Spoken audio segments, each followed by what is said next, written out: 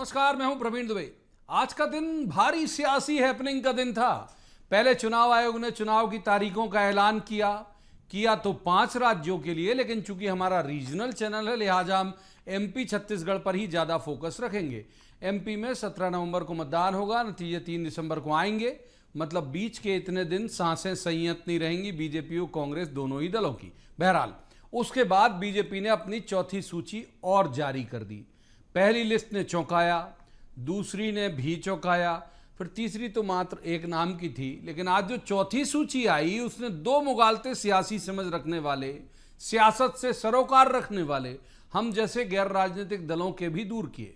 पहला, शिवराज किनारे किए जा रहे, शायद विधानसभा चुनाव भी न लड़े। दूसरा, सिंधिया बेहद कमजोर हो गए हैं और अब वो भी सिर्फ बीजेपी के पोस्टर बॉय रहेंगे। सिंधिया के साथ आए सभी नए मेहमानों को एक बार फिर से टिकट देकर पार्टी ने कई पुराने भाजपाइयों को एक तरह से किनारे कर दिया। आज की लिस्ट में शिवराज सहित 25 मंत्री मैदान में उतारकर बीजेपी के शीर्ष नेतृत्व ने अपनी पहली लिस्ट का ही विरोधाभास जनता को दिखाया। पहली लिस्ट के बाद जो चर्चा चौक चौराहों में गर्म थी वो ये कि घोर एंटी इनकम्बेंसी है, इसलिए नए नाम मैदान में उतारे गए। आज की लिस्ट में तकरीबन सभी मंत्रियों को टिकट देकर ये बता दिया कि इनके खिलाफ कोई माहौल नहीं है, ये जिताऊ कैंडिडेट हैं पार्टी की नज़र में। कुछ ऐसे नाम भी लिस्ट में हैं जो घोषित तौर पर सरकार की नीतियों, खास तौर पर शिवराज जी की आलोचना करते रहे। दो नाम मैं खुद उद्धृत कर देता हूं, अजय विश्नोई और उमाकांत शर्मा का। तो आज बात इसी की करेंगे कि क्या बीजेपी की ये रणनीति है, ऐसा उसने किसी दबाव के तहत किया है। नए पुराने लोगों का ये संगम क्या बीजेपी को चुनावी बैतरणी पार करा देगा? क्या बीजेपी एंटी इनकम्बेंसी से नहीं डर रही है? उधर कांग्रेस ने एक भी नाम नहीं जारी किए, तो क्या इतने कम वक्त में कांग्रेस का उम्मीदवार अपने लिए जीत का माहौल बना पाएगा? कांग्रेस को इस लिस्ट के मुकाबले नाम तो मिल जाएंगे ना इसी कद के। अब फायदे में कौन, बीजेपी या कांग्रेस? और यह भी कि आचार संहिता लगने के बाद कांग्रेस क्या ऐसा लुभावना वादा करेगी कि वोटर उनकी तरफ शिफ्ट हो जाए? बहुत सारे सवाल जिन्हें लेकर एक खास पैनल के पास जाएंगे और कहेंगे जवाब तो देना होगा, लेकिन रस्मन सबसे पहले आपको दिखाते हैं एक रिपोर्ट। देखिए,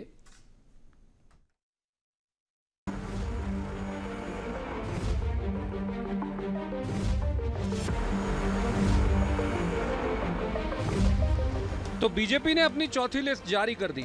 मुख्यमंत्री शिवराज सिंह समेत तकरीबन पूरी कैबिनेट इसमें रिपीट कर दी गई है।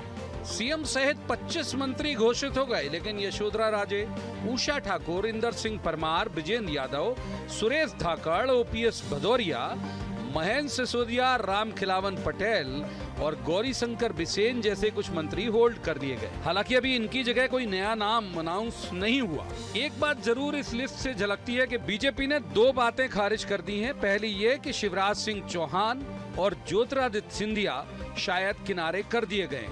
शिवराज बुधनी से तो जीतेंगे ऐसी स्पष्ट मान्यता है। तय है कि यदि वे जीते तो फिर से बतौर मुख्यमंत्री उनकी दावेदारी रहेगी। दूसरी बात यह कि ज्योतिरादित्य का पार्टी में रुतबा खत्म होने की बात जो सियासी गलियारों में कही जा रही थी वो पूरी तरह गलत साबित हुई। सिंधिया समर्थक लगभग तमाम मंत्रियों के नाम इस लिस्ट में हैं। इस सूची में उनके सिर्फ एक मंत्री का नाम नहीं है, उनका भी नाम कटा नहीं है, बल्कि उस सीट को होल्ड किया गया। होल्ड वाली लिस्ट में कैलाश विजयवर्गीय के बेटे आकाश विजयवर्गीय हैं। टिमरनी से विजय शाह के भाई संजय शाह भी होल्ड हैं। कुल मिलाकर बीजेपी की ये सूची बता रही है कि उस पार्टी के बारे में जो भी कयास लगाए जाते रहे हैं वो सिर्फ कयास ही रह जाते हैं। अरे चला फिरा जाता नहीं है और तारीख आ चुकी है। तारीख आ चुकी है ना आपको विदाई करने की, कि आप जो कांग्रेस के अंदर भी हैं, आपकी कांग्रेस में विदाई तय है। तारीख उस बात की आगे वो ये कह रहे हैं। बीजेपी ने लगभग सारे पत्ते खोल दिए, अब बारी कांग्रेस की है। कांग्रेस को पिछले चुनाव में कड़ी टक्कर इन्हीं नामों ने दी थी। कुछ नाम पिछले चुनाव में कांग्रेस से ही थे जो 5 साल में तीसरी बार चुनाव मैदान में हैं। पहले कांग्रेस की टिकट से लड़कर जीते, फिर बीजेपी की टिकट से लड़कर जीते और अब फिर से बीजेपी की टिकट पर ही मैदान में है। कांग्रेस इनसे कैसे भिड़ेगी और इनके मुकाबले किन उम्मीदवारों को मैदान में उतारेगी, ये बड़ा सवाल है। कांग्रेस दावा तो जरूर ये कर रही है कि बीजेपी की ये लिस्ट उसके लिए बहुत मुफीद है और उसे कोई मुश्किल नहीं आएगी। और चूंकि कमल की बात हो रही है तो एक बात और कहूंगी कि कमल का है जो नाथ, कमल का है जो नाथ वो है कमलनाथ। और ये 17 नवंबर को प्रदेश की जनता सिद्ध करने जा रही है। शिवराज सिंह सरकार की उल्टे पांव भागने की तैयारी है। अब एमपी चुनाव और भी ज्यादा दिलचस्प हो जाएगा, इसमें कोई दो राय नहीं है। बीजेपी ने एंटी इनकम्बेंसी की काट निकाली नए बड़े नाम लाकर, लेकिन पुरानों को यथावत रखा। मतलब क्रिकेट की भाषा में कहें तो किसी खिलाड़ी के चोटिल होने पर रनर भी उतार दिया, लेकिन उसे रिटायर्ड हर्ट नहीं किया। अब ये बात तो तय है कि कांग्रेस की टिकट घोषित होने के तत्काल बाद ही एमपी की सियासी तस्वीर बहुत हद तक साफ हो जाएगी। Bureau report, BST. उन खास मेहमानों का मैं आपसे तारुफ करा देता हूं जिनके साथ हम इस चर्चा को आगे बढ़ाएंगे। हमारे साथ है अवनीश बुंदेला, कांग्रेस के विद्वान ऊर्जावान प्रवक्ता हैं। बहुत स्वागत है अवनीश जी का। दूसरे मेहमान है ब्रजगोपाल लोया, ये बीजेपी के विद्वान ऊर्जावान प्रवक्ता हैं। बहुत स्वागत है ब्रजगोपाल जी का भी। तीसरे मेहमान वरिष्ठ पत्रकार हैं, बहुत अच्छे राजनीतिक विश्लेषक हैं, दिनेश गुप्ता। दिनेश जी का भी स्वागत है। शुरुआत कर लेते हैं अवनीश जी से। अवनीश जी, पहली टिप्पणी आपकी, कैसी है लिस्ट? आपके लिए बहुत मुफीद है, मजेदार है, बिल्कुल जीत की गारंटी है, क्या है बीजेपी की ये लिस्ट? देखिए प्रवीण जी, वो जो लिस्ट आई है बीजेपी की, वो बीजेपी की लिस्ट है। हमें कोई अंतर नहीं पड़ता वो किसको ने टिकट दिए हैं क्या, लेकिन हमें देखने वाली बात ये, जनता भी देख रही है कि इनकी जैसे जैसे लिस्टें आ रही हैं, इनके यहाँ वैसे वैसे सिर्फ फुटबॉल बढ़ रहा है। चाहे आप केदार शुक्ला जी की बात कर लें, चाहे छतरपुर की बात कर लें, चाहे मालवा में कई सारी सीटों की बात कर लें, कई सारे मंत्रियों का जैसे यशोध राय सिंधिया का अपने आप को बैक करना, पीछे खींचना, कह रही हैं कि मैं अस्वस्थ हूँ तो आज ही इस्तीफा देते। 2 महीने क्यों खराब कर रही हैं आप जनता के? आप वर्तमान में मंत्री पद से इस्तीफा दे के स्वास्थ्य लाभ लीजिए। हम चाहते हैं आप जल्दी जल्दी स्वस्थ हों। तो ये कहीं ना कहीं बताता है कि ये जो लिस्ट है, ये देखिए, ये इनका होमवर्क है, ये उनका काम है। हमें इससे मतलब नहीं। हम तो आज भी जनता की लड़ाई लड़ रहे हैं। आज भी हमारे पूर्व मंत्री पीसी शर्मा भोपाल में, निशा बागरे एक दलित महिला। वक्त कितना बचा है सर? इनका होमवर्क है, आप कह रहे हो, आपके लिए भी तो वक्त आज कितना? तो नवंबर सर, आज तो आचार संहिता आई है ना, 35 दिन का चुनाव है। जैसे जो नियम होता है, ठीक है, इन्होंने 2 महीने पहले लिस्ट जारी की तो वो उनका प्रॉब्लम है, हमें नहीं करना।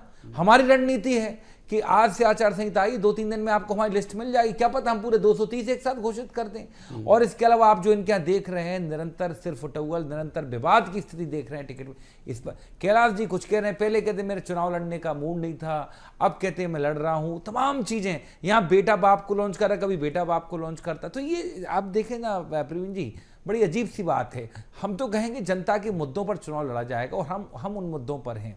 आप देखें, आपकी लिस्ट आती है, उसके बाद भी शहडोल में एक आदिवासी को भाजपा नेता चप्पलों से पीटता पाया गया। अगर आपकी सूची घोषित हो रही है, उसके बाद भी अगर ये नहीं थम रहा, तो बताता है आदिवासी सेंट्रिक जो राजनीति। लोया जी को इन कर लेते हैं। तो लोया जी, ये बहुत मुतमईन है भाई, ये कह रहे हैं कि कुछ नहीं होने वाला है, तो आप ये दे देंगे परीक्षा के आखिरी दिन एग्जाम, मतलब पढ़ के एक दिन पढ़ के दे देंगे और आपसे ज्यादा नंबर ले आएंगे? देखिए प्रवीण जी, परीक्षा में तो 2 तरह के विद्यार्थी बैठते हैं। एक विद्यार्थी वो होते हैं जो लगातार और निरंतर मेहनत करते हैं और उसके आश्रय ये उम्मीद करते हैं कि परीक्षा में अच्छे परिणाम आएंगे। और एक इस तरह के लोग होते हैं कि नहीं, हमें तो बिल्कुल समय पर थोड़ा 20 क्वेश्चन पढ़ लेंगे, कुछ नकल के आधार पर डिपेंड हो जाएंगे और उसके आधार पर हम सफलता हासिल कर लेंगे। परंतु हम तो निरंतर चलने वाले राजनीतिक दल हैं और हमारे बारे में जो कांग्रेस कहती है उसे हम स्वीकार करते हैं। हम हमेशा चुनाव के लिए तैयार रहने वाले राजनीतिक दल है। दूसरी बात जो अभी बुंदेला जी कह रहे थे, हमने कभी थोड़ी कहा कि आपकी सूची क्यों विलंब से आ रही है। हमें तो पहले से ये मालूम है कि जब तक कार्यालय के कांच ना फूट जाए, जब तक कुर्सियां ना टूट जाए, जब तक लट ना चले, जब तक जूतम पैजार ना हो, आज तक कभी कांग्रेस की सूची जारी नहीं हुई। उसका तो पूर्वाभास पूरी मध्य प्रदेश की जनता को हो जाता है। तो वो तो हमें पहले पता चल जाएगा, 1-2 दिन पहले पूरे मध्य प्रदेश को कांग्रेस की सूची आने वाली है। परंतु आप ही के नेता माननीय कमलनाथ जी ये कह रहे थे कि हम 1 साल पहले जारी कर देंगे, फिर काम 6 महीने पहले जारी कर देंगे। अब तो चुनाव ही आ गए। परंतु महत्वपूर्ण, अभी आप हमारी पार्टी की सूची की समीक्षा कर रहे थे। ये सब वो लोग हैं जिन्हें आप आज तक कभी नहीं हरा पाए। ये उनकी सूची है आज 57 लोगों की। हाँ, हमने जो सीटें लूज की थी उन 103 को हमने आकांक्षी माना था, उनके 76 उम्मीदवार हम पहले घोषित कर चुके हैं। और अवनीश जी, एक और समस्या है इस बार, आपको एक जो महत्वपूर्ण विषय हैं वो ये है कि पहले नंबर पर तो ये है कि 22 लाख नव मतदाता मध्य प्रदेश में पहली बार मतदान करेगा। 1.5 करोड़ के आसपास युवा मतदाता है और पहली बार मध्य प्रदेश में महिला मतदाताओं की ठीक है। संख्या पुरुषों के मुकाबले ज्यादा बढ़ी है। आता हूँ लोहा जी, वक्त है आपके पास। तीसरे मेहमान को इन कर लेने दीजिए। अब दिनेश जी को इन करता हूँ। दिनेश जी, पहली टिप्पणी आपकी लिस्ट देख के नंबर 1, और दूसरा जो शिवराज जी ने उसके तुरंत बाद बाइट दी और कहा कि जो अनुशंसाएं प्रदेश से भेजी गई वो तत्काल वैसी की वैसी स्वीकार की गई। केंद्रीय नेतृत्व का आभार, यानी ये माना जाए कि इस टिकट वितरण में भी उनका हाथ रहा है, उनका, सिंधिया जी का, सबका। नहीं, स्वाभाविक है।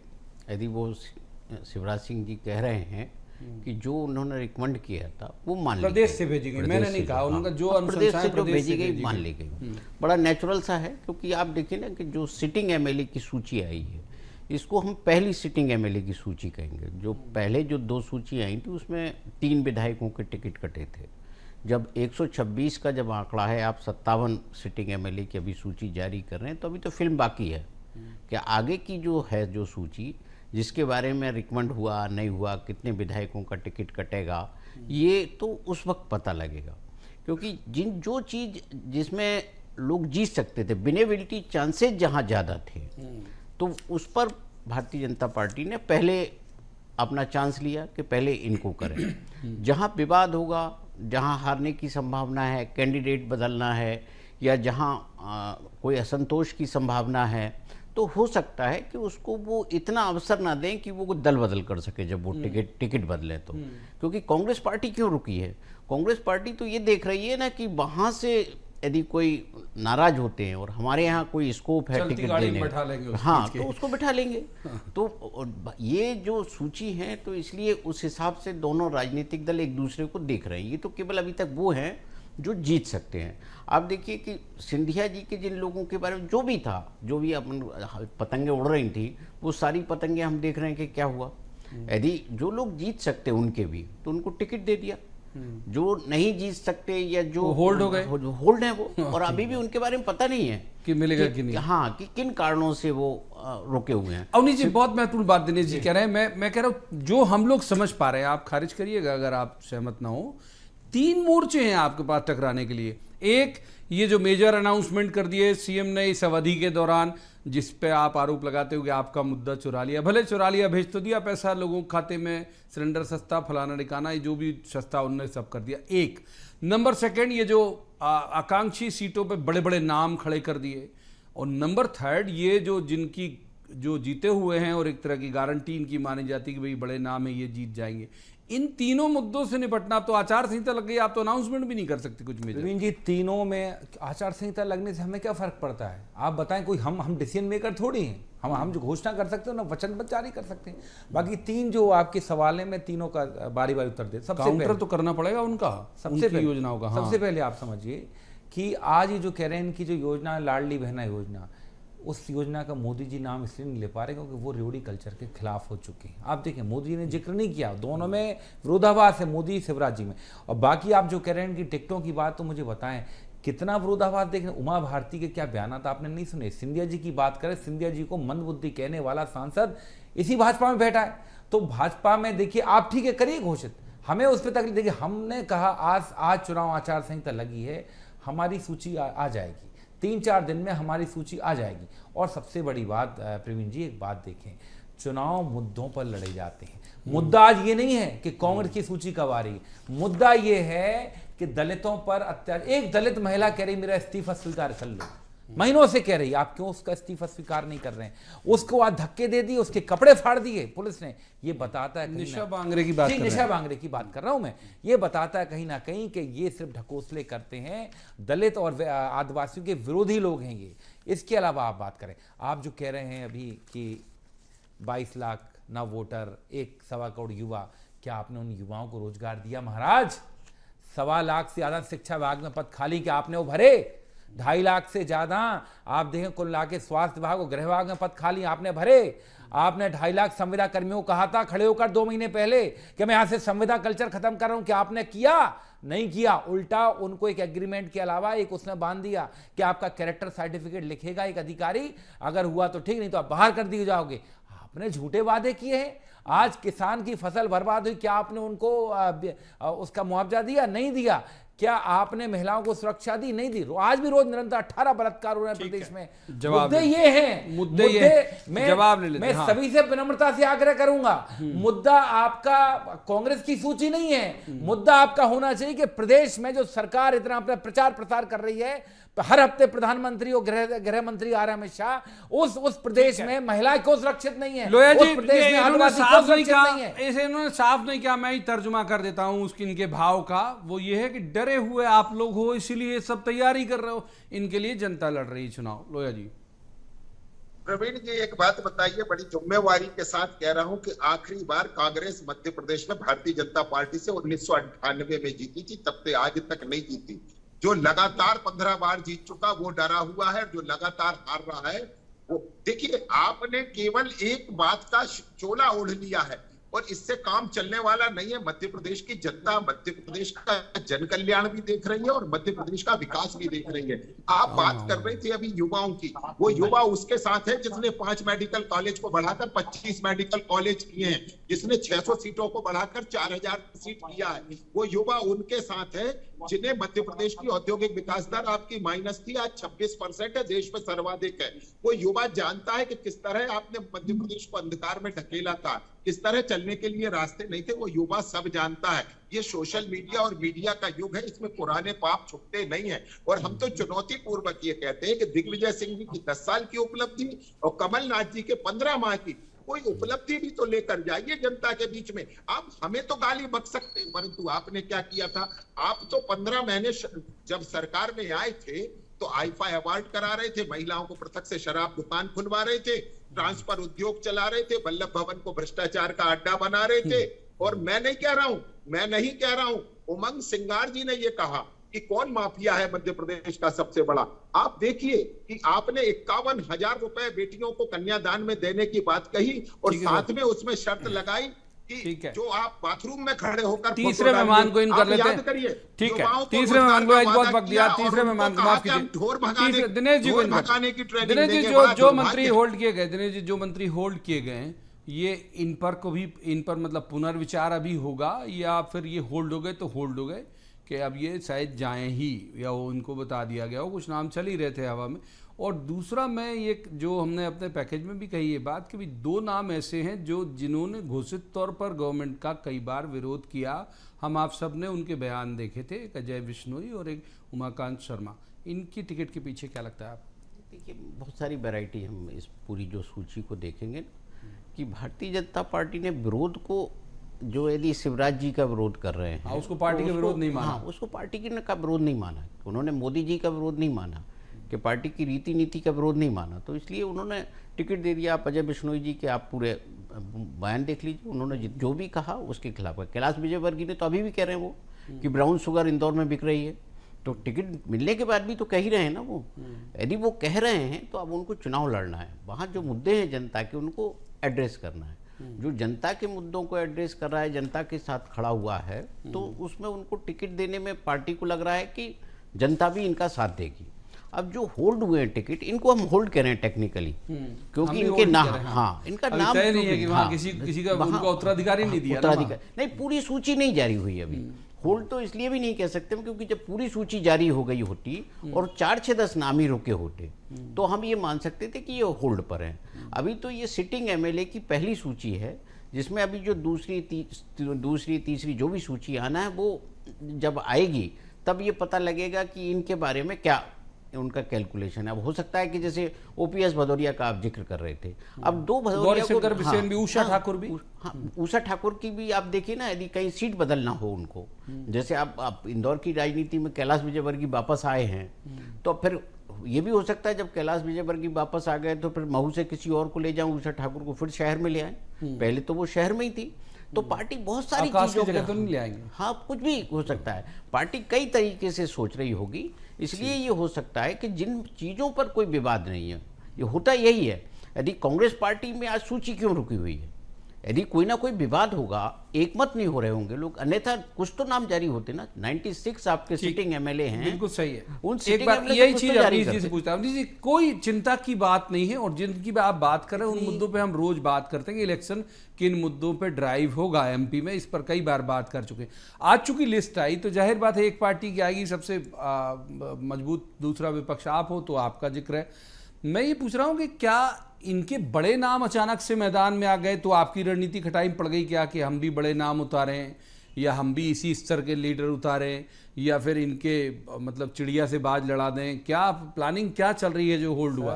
बड़े आश्चर्य की बात है कि अनुशासनहीनता भाजपा में होती है। अजय विश्नोई का आप खुद ही नाम ले रहे हैं, कैलाश जी का आप खुद ही नाम ले रहे हैं, फिर भी आप उनको टिकट दे देते हैं। अगर ये पार्टी के खिलाफ बोल रहे हैं तो आप उनको टिकट क्यों दे रहे हैं? मतलब ना तो आपके अनुशासन है, ना कोई आपके कैडर है, सिर्फ झूठी बातें हैं, पहली बात। और दूसरी बात, परिवारवाद पर भाजपा बात क्यों नहीं करती कि पहले बेटे को लॉन्च कर दिया बाप ने, बाप बंगाल में हार के आ गया, तो फिर बेटा बाप को रिलॉन्च कर रहा है, कैलाश विजयवर्गीय, आकाश विजयवर्गीय। तो मतलब यहाँ परिवारवाद पर भाजपा मौन हो जाती है। ठीक है, मतलब कांग्रेस की सूची कहां है? मतलब कांग्रेस में विवाद इसलिए सूची नहीं आ रही। वाह साहब, मतलब कांग्रेस, आप सत्ता में बैठो 18 साल, आप अपनी बातें नहीं करोगे कि क्यों दलित आदिवासियों के शरीर पर आप मल रहे हो, क्यों पेशाब कर रहे हो, क्यों जूतों से उनको मार, इस पर बात नहीं करोगे। क्यों आप नियुक्तियां नहीं करो, क्यों पटवारी भर्ती घोटाला नहीं, इस पर बात नहीं करोगे। हाँ, कांग्रेस की सूची नहीं आ रही है भैया। अगर आप 2 महीने क्या 6 महीने पहले सूची दे रहे हो तो ये आपकी प्रॉब्लम है। हमारी सूची आ जाएगी। हमारी सूची जैसी तारीखों से आती थी, वोटिंग के पहले, आपके नामांकन तिथि के पहले हमारी सूची आएगी। अच्छा, वक्त मिल जाएगा क्या? मैंने इलेक्शन देखिए प्रवीण ये जी, कह रहा है कि इलेक्शन ये कहता है कि वक्त, देखिए डोर टू डोर कैंपेन का वक्त आ भारतीय जनता गया। पार्टी ने सिर्फ जो लूट की सरकारी जो बनाई, इसमें सिर्फ अपने बड़े बड़े इवेंट किए हैं, आदिवासियों के इवेंट किए, उन पे फिर पेशाब किया अगले दिन। उनने बड़े बड़े अपने प्रचार प्रसार के, लेकिन कहीं जनता के हित का काम नहीं किया। जनता की आवाज, हमने जनता के हितों की आवाज उठाई है, हमने कारम बांध की आवाज उठाई है, हमने भ्रष्टाचार की आवाज उठाई कि आपकी सड़कें क्यों टूट जाती हैं, आपके बांध क्यों टूट जाते हैं, हमने पटवारी भर्ती घोटाले की आवाज उठाई है, हमने कई सारी आवाज उठाई। हम शुरुआत से, हम बिल्कुल जनता के बीच में। और देखिए, हमारे जो भी प्रत्याशी हैं, हमारे कोई गतिरोध नहीं है। कमलनाथ जी के नेतृत्व सब लोग एक हैं। आप देखेंगे जो सूची आएगी हमारी, आप ठीक है, आप चटकारे ले सकते हैं, ले सकते हैं सभी लोग चटकारे। यही शायद एक नए तरीके का लोकतंत्र है कि विपक्ष पर चटकारे लो और सत्ता पक्ष मौन रहे। यही है शायद। लोया जी, विपक्ष पर चटकारे मत लो। और दूसरी बात यह है कि ये जो धनंजय शाह भी अभी तक टिमरनी के आसपास के सब हरदा और बैतूल में देख रहा था, लिस्ट जारी हो गई, धनंजय शाह होल्ड हो गए, विजय शाह के भाई हैं, आकाश विजयवर्गीय होल्ड हो गए। तो अभी ये तय नहीं है कि मिलेगी टिकट कि नहीं मिलेगी। तो क्या ये मोदी जी की शक्ति ही है कि बिल्कुल परिवारवाद से जुड़ा नाम नहीं आना चाहिए? नहीं, देखिए, मैं आपसे फिर कह रहा हूं कि कौन कार्यकर्ता कहां से चुनाव लड़ेगा, ये प्रदेश चुनाव समिति को, केंद्रीय चुनाव समिति को तय करना है। और जो अभी बुंदेला जी कह रहे थे, हम कोई चटकारी नहीं ले रहे। हमने तो शुरू में कहा था कि हमें तो मालूम है कांग्रेस की सूची कब जारी होगी। परिवारों की संतुष्टि जब तक नहीं होगी, कैसे सूची जारी होगी? कार्यकर्ताओं की तो होनी नहीं है। और दूसरी बात, मैं आपसे बड़ा विनम्रता से ये आग्रह करना चाहता हूं अवनीश जी, मध्य प्रदेश में आप बार बार कहते हैं कि हम इवेंट की सरकार है, हम इवेंट क्यों ना करें? हमने 60,000 किलोमीटर जनता के पैसे पर इवेंट मत करो। लोया साहब, प्रदेश को कर्जे मत दो। निरंतर सबको मालूम है कि जनसंपर्क विभाग से आप सिर्फ इवेंट करते, कुछ नहीं करते। सब पूरी जनता जानती है। प्रदेश को 4 लाख करोड़ के कर्जे में डुबो दिया। करो इवेंट, अपनी जेब से इवेंट करो साहब। 11 करोड़ रोज के हवाई यात्राओं पे खर्च कर रहे हैं आपके मंत्री। ये बताता है कि जनता की गाड़ी कमाई से आप सिर्फ इवेंट कर रहे हैं। नरियल 4 मंत्री हैं। आप मुझे बताएं, यहीं बैठ के कल 53,000 करोड़ के कार्यों का आप उद्घाटन कर देते हैं मध्य प्रदेश भोपाल में बैठ के। ये बताता है कि कहीं, और श्राद्ध पक्ष में ये बताता है कहीं ना कहीं इवेंट की सरकार हो सिर्फ आप, और कुछ नहीं है। एक लाइन को अंडरलाइन करता हूं, रोकूंगा, माफ कीजिए। तीसरे मेहमान मैं दिनेश जी को इन करता हूँ। एक लाइन पकड़ ली, एक शब्द पकड़ ली, श्राद्ध पक्ष। तो क्या ऐसा भी कोई गलत हो सकता है दिनेश जी की श्राद्ध पक्ष चल रहा है, मतलब नवरात्रि शुरू हो तब कांग्रेस सोचे कि भाई ये तो शुरुआत कर चुके थे श्राद्ध पक्ष से पहले, इनकी कुछ एक टिकटें आ गई, तो ये तो रूटीन का ही पार्ट था, तीसरी चौथी तो इसलिए आ गई। क्या एक वजह इससे रुकी होगी? और एक जो दूसरी बात है वो ये है कि इनके पूरे, संजय पाठक एक जिक्र जरूर कर लेते हैं। संजय पाठक ने जनमत सर्वेक्षण कराया, दिखा दिया पार्टी को ऐसे मार्कशीट की, देखिए साहब मैं नंबर 1 से पास हो गया, अब कैसे रोकोगे मेरा टिकट? क्या इसी वजह से उसे उन्हें भी मिल गया दोबारा से? देखिए प्रवीण जी, जो श्राद्ध पक्ष की बात है, इसमें हम केवल इनकी मासूमियत पर क्या कर सकते हैं, वो हमें करना चाहिए। सादगी पे कौन मर जाए जो खुदा। वो करना चाहिए। क्या कैलेंडर में दिखता नहीं है कि कब श्राद्ध पक्ष है? जब जिन 66 सीटों पर दिग्विजय नहीं, सिंह इन्हें कहा द्वारा- नहीं, मैं तो पकड़ लिया, मैंने कहा क्या ये दिग्विजय वजह हो सिंह ने सकती है? जिन 66 सीटों की बात कही थी कि जहां वो कभी नहीं जीते वहां वो पहले कैंडिडेट डिक्लेयर कर देंगे, और तो बात हुई थी कि सितंबर अक्टूबर में अनाउंस कर देंगे। तो तब तो भाई जो कांग्रेस की स्ट्रेटजी को देख के ही तो भारतीय जनता पार्टी ने सूची जारी की ना, अन्यथा भारतीय जनता पार्टी को क्या पड़ी थी कि वो अपनी पहले सूची जारी कर दे? रास्ता तो कांग्रेस ने दिखाया, तो जब कांग्रेस ने रास्ता दिखाया भाजपा ने कर रुक दी। गई। हाँ, और देखिए जो भाजपा में कहीं ना कहीं एक थोड़ा सा प्रेशर भी दिखाया, जिन लोगों को भी ये लग रहा था, चाहे आप शिवराज जी को भी ले सकते हो उसमें। शिवराज जी ने जिस तरह से लोगों के बीच जाके पूछा मैं मुख्यमंत्री बनूं कि नहीं बनूं, चुनाव लड़ूं कि नहीं लड़ूं, ये क्या था? ये कोई ऐसी चीज, सामान्य चीज नहीं थी एक मुख्यमंत्री जब इस तरह से लोगों के बीच में पूछेगा, क्योंकि उनका टिकट काटना कोई आसान काम तो था नहीं। और संजय पाठक को ये शंका क्यों थी? तो वो निश्चित तौर पर उनको वो शंका थी क्योंकि जो कटनी का हमने देखा था मेयर का इलेक्शन था, तब से वो डाउट में थे, पार्टी में बहुत सारी चीजें थी, तो एक प्रेशर बिल्डअप तो उन्होंने किया। और पार्टी जो है कोई रिस्क नहीं लेना चाहती। आज जो स्थिति है 2018 का जो सबक है, बार बार 2020 नहीं हो सकता। तो पार्टी जो विनेबल फेस है उनसे यदि थोड़ा सा कंप्रोमाइज कर ले तो क्या क्या हर्ज हो जाता है? ठीक बात है, माफ कीजिए, वक्त इतनी चर्चा की इजाजत देता है। बहुत बहुत शुक्रिया तीनों मेहमानों का इस चर्चा में शामिल होने के बाद। लेकिन ये बात तय है कि जैसे ही कांग्रेस की लिस्ट जारी होगी, बहुत सारी तस्वीर, बहुत सारा आईना, मिरर जिसपे धुंध जमी हुई है, वो अपने आप साफ हो जाएगी। तो फिर किसी ओपिनियन पोल या एग्जिट पोल या प्री पोल की शायद ज़रूरत नहीं पड़े, क्योंकि कांग्रेस की लिस्ट कमोबेश ये रुझान तो जरूर दिखा देगी कि एमपी में सरकार किसकी बनेगी। इंतजार करते हैं। तब तक के लिए आज की चर्चा में इतना ही। कल किसी खास मसले पर खास पैनल के साथ बैठकर कहेंगे जवाब तो देना होगा। आप देखते रहिए BS TV।